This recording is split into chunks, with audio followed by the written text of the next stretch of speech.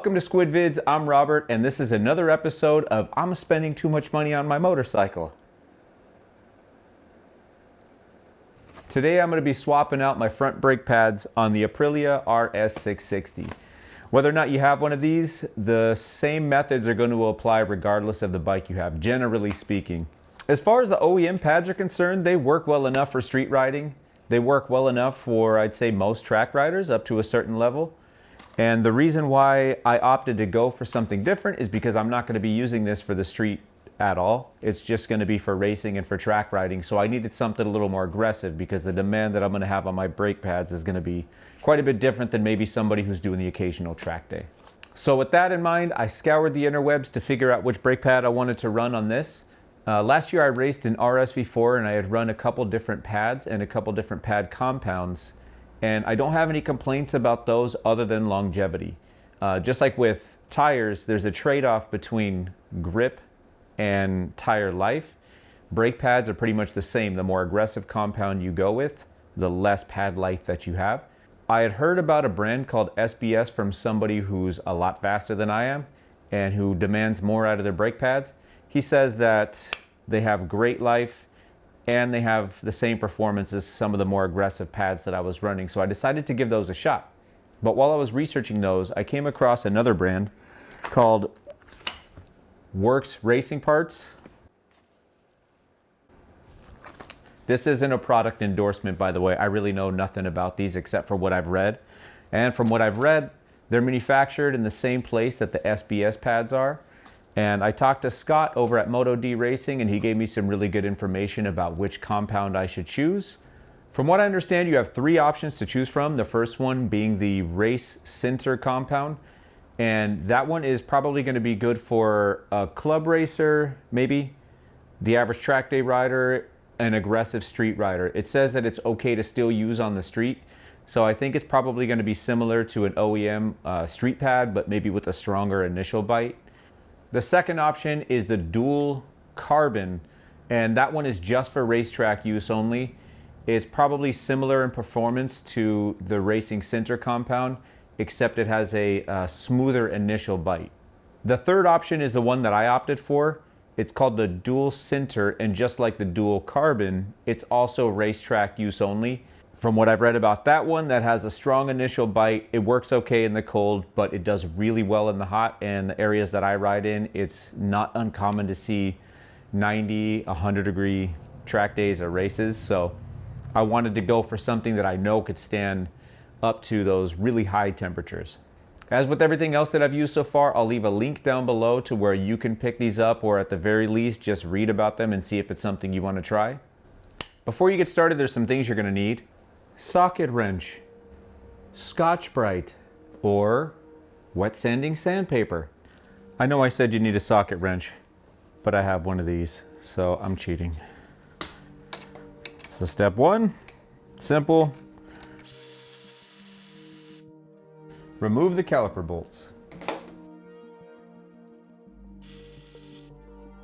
And as carefully as you can, try to slide the caliper off without rubbing up against your rim. So as you can see, there's still a lot of meat left on these because they're pretty much brand new, but I'm swapping them out for something more aggressive. In order to pull the old pads out on this caliper specifically, it's really simple. I might need to push these pistons back. As you can see, there's these little pistons that are responsible for pushing your brake pads forward. So I might be able to slide them out, but I'm going to go ahead and push them back a little bit just in case.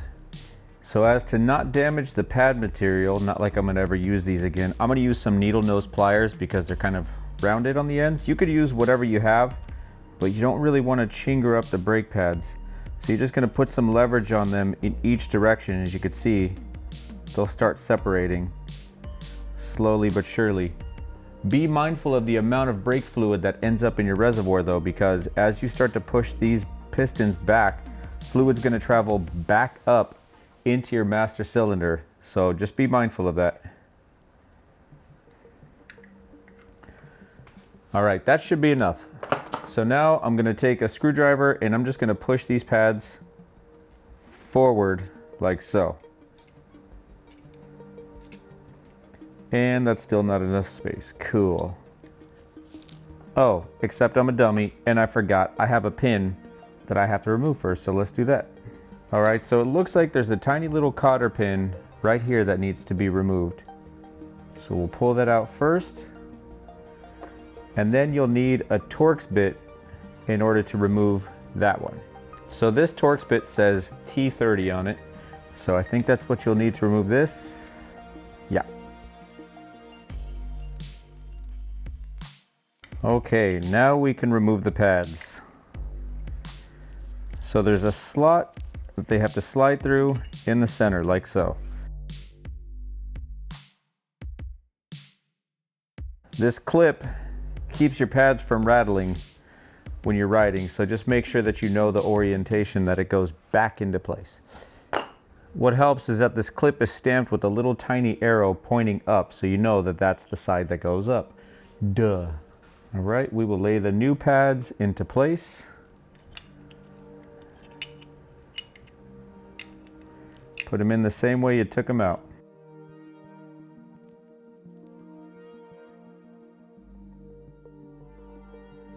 So after you fit the pads back in place, and then you put your clip back in place, you might have to put a little downward pressure on it in order to get it to line up with the bolt hole.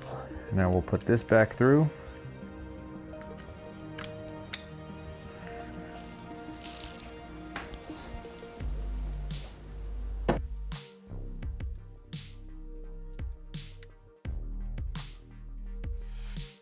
And we'll put the cotter pin back into place and then torque it to specs in just a bit. So that's back into place. New pads are in. Separate them as much as you can, which makes putting it back on the rotor quite a bit easier. There you go. So I'm just going to put these caliper bolts back into place for now.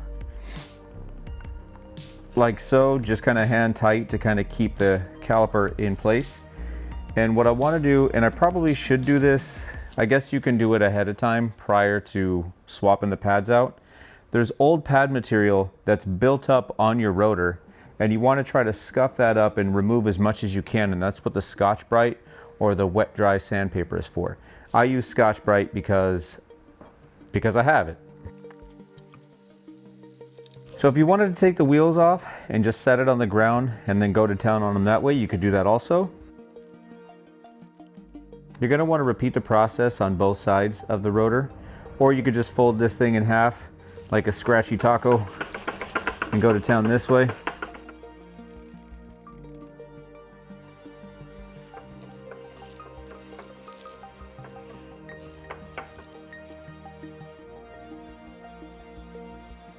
Now we're going to do the Dave Moss technique of tightening your calipers. So you do that by tightening your calipers nearly all the way. If they're tightened up all the way, you'll back them off about a half a turn. So there's still a little bit of wiggle room because our pads are separated from each other. And we want to align this caliper with the rotor. So what we're going to do is start pumping our brake lever first. And then as pressure starts building up, we'll hold the brake lever in place and then finish torquing. And then you'll torque these to spec, which I believe on the 660 is 50 Newton meters. And then you release, then you check. Good to go. Now we repeat the process on the other side, but this time I'm going to remove the cotter pin first and remove this, or at the very least, crack it loose.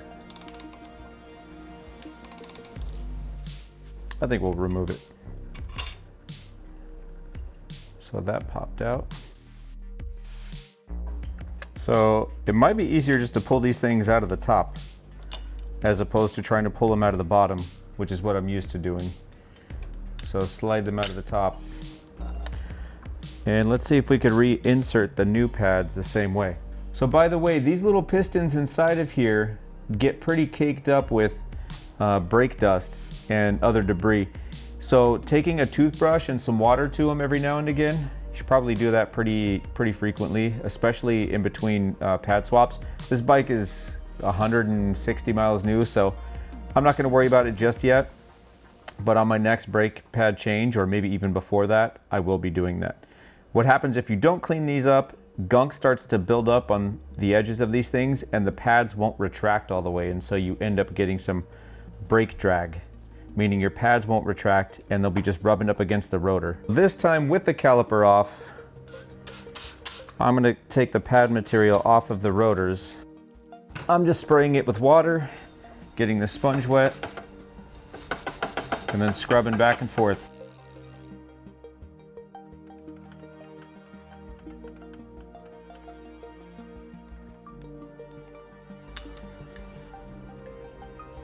Oh yeah, it's a lot easier just to install them from the top.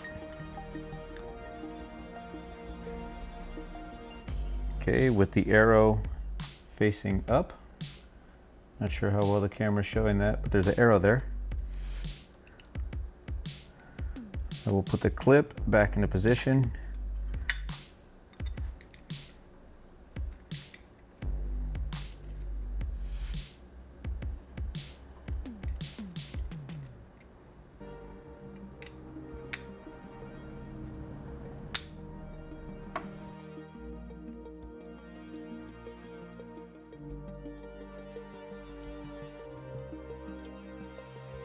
Separate your pads all the way. Makes putting it back on the rotor so much easier. Then we'll slide the caliper on as carefully as possible and scratch our wheel and realize that we dropped the bolts.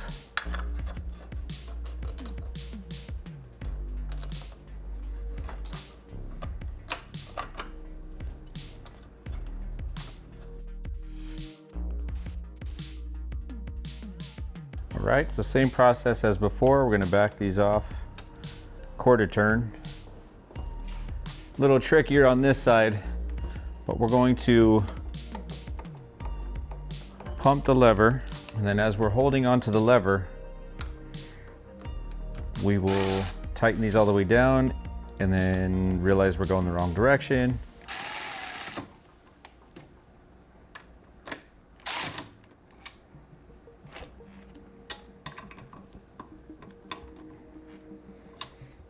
And that's all there is to it. Really easy job. I'd say it took about 15-20 minutes, the most time consuming part being taking off the old pad material from the rotors. Otherwise, super simple job. If you have a bike, don't be afraid to do this yourself. You could save a bunch of money and save yourself a trip to the shop. If any of you found this video helpful, please let me know in the comments, or at the very least, let me know by liking the video. I hate having to ask you guys every time, but it really helps the algorithm and it helps people who aren't already subscribed to see this video, and we could potentially help other riders do some wrenching on their own, save themselves some money. So thanks for watching, and if there's anything else you guys want to see in the future, let me know.